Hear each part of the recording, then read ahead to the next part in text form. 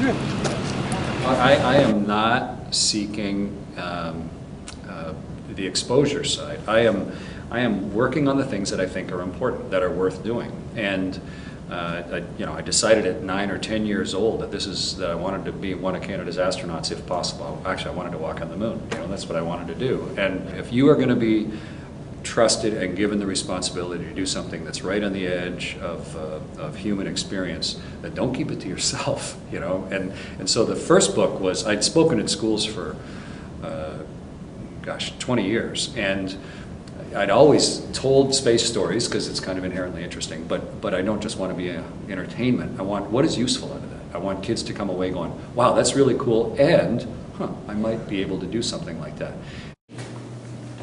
Like this, in the spaceship, like this, with your belly button pointed at the sky as the rocket ship starts to light and squishes you into the floor, and this is what it looks like.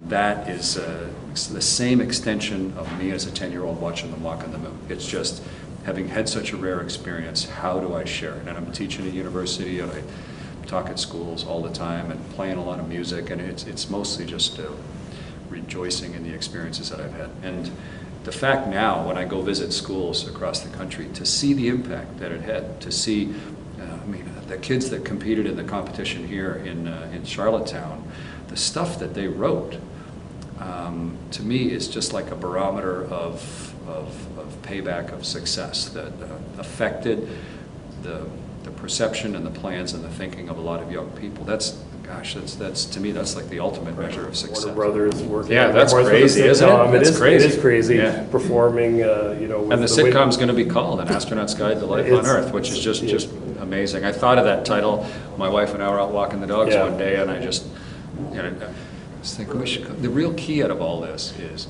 how does it matter to people on Earth? It's not just stories, but how does it matter? And so I was thinking, An Astronaut's Guide to Life on Earth. It's kind of a funny twist to a title, but it's also the point of the book. And so it's been really intriguing that Warner Brothers contacted us and said they thought maybe there was a TV show in that book, which I had no expectation of. And then ABC is going to make a sitcom out of it and keep the same title. So it's pretty amazing to me.